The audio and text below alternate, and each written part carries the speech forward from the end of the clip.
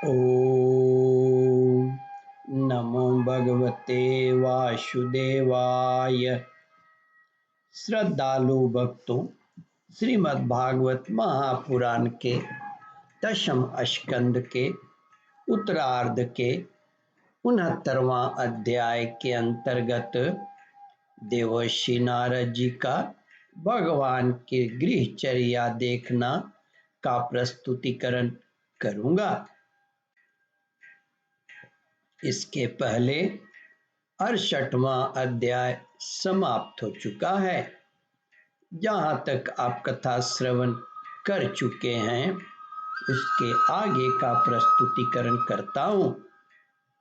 श्री सुखदेव जी कहते हैं, परीक्षित, जब देवर्षि नारद ने सुना कि भगवान श्री कृष्ण ने नरकासुर भौमासुर को मारकर अकेले ही 1000 राजकुमारियों के साथ विवाह कर लिया है, तब उनके मन में भगवान की रहन सहन देखने की बड़ी अभिलाषा हुई।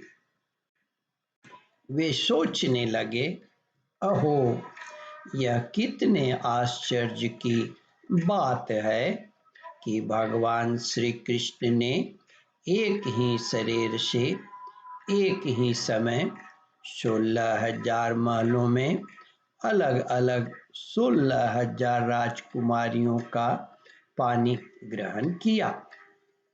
देवर्षि नारद इस उत्सुकता से प्रेरित होकर भगवान की लीला देखने के लिए द्वारका आ पहुँचे। वहाँ के उपवन और उद्यान खिले हुए रंग बिरंगे पुष्पों से लदे वृक्षों से परिपूर्ण थे।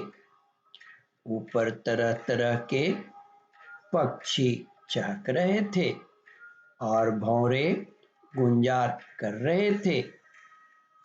निर्मल जल से भरे हुए सरोवर में नीले, लाल और सफेद रंग के भांति भांति के कमल खिले हुए थे। कुमुद, कोई और नवजात कमलों की मानो भीड़ ही लगी हुई थी। उनमें हंस और सारस कलरव कर रहे थे। द्वारकापुरी में स्फटिक मणि और चांदी के 9 लाख महल थे। वे फर्श आदि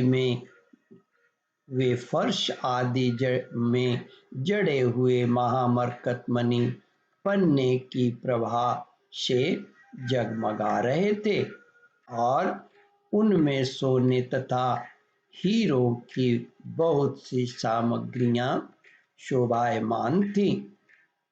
उसके राजपथ, बड़ी बड़ी सड़कें, गलियां, चौराहे और बाजार बहुत ही सुंदर सुंदर थे।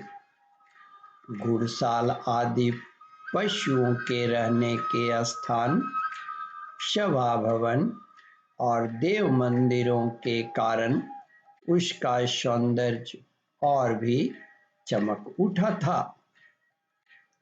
उसकी सड़कों, चौक, गली और दरवाजों पर छिड़काव किया गया था।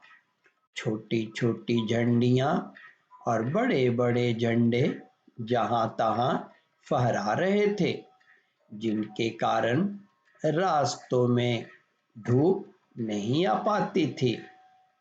उसी द्वारका नगरी में भगवान श्री कृष्ण का बहुत ही सुंदर अंतःपुर था। बड़े बड़े लोकपाल उसकी पूजा प्रशंसा किया करते थे। उसका निर्माण करने में विश्वकर्मा ने अपना सारा कला कौशल, सारी कारीगरी लगा दी थी।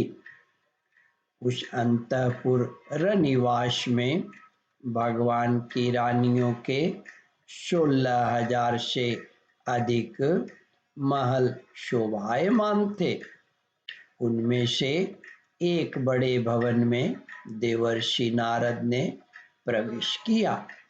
उस महल में मूंगों के खंभे, वैदुर्य के उत्तम उत्तम छज्जे तथा इंद्रनीलमणि की दीवारें जगमगा रही थीं और वहां की गच्चे भी ऐसी इंद्रनीलमणि से बनी हुई थी जिनकी चमक किसी प्रकार कम नहीं होती। विश्वकर्मा जी ने बहुत से ऐसे चंदोबे बना रखे थे जिनमें मोती की लड़ियां की झालरें लटक रही थीं। श्री सुखदेव जी कहते हैं, परीक्षित, हाथी दांत के बने हुए आसन और पलंग थे। परीक्षित, हाथी दांत के बने हुए आसन और पलंग थे जिनमें श्रेष्ठ श्रेष्ठ मणि जड़ी हुई थी। बहुत सी दासियां गले में सोने का हार पहने हुए और सुंदर वस्त्रों से सुसज्जित होकर तथा बहुत से सेवक भी जामा पगड़ी आदि सुंदर सुंदर वस्त्र पहने तथा जड़ाऊ कुंडल धारण किए अपने अपने काम में व्यस्त थे और महल की शोभा बढ़ा रहे थे। अनेकों रत्न प्रदीप अपनी जगमगाहट से उसका अंधकार दूर कर रहे थे। अगर की धूप देने के कारण झरोखों से धुआं निकल रहा था। ओम परमात्मने नमः। श्रद्धालु भक्तों, इस कथा को ध्यान पूर्वक श्रवण मनन और इसका चिंतन करें। इस कथामृत का रसास्वादन अपने बंधु बांधवों को भी करावे। इस वीडियो को शेयर और सब्सक्राइब करें। ओम परमात्मने नमः।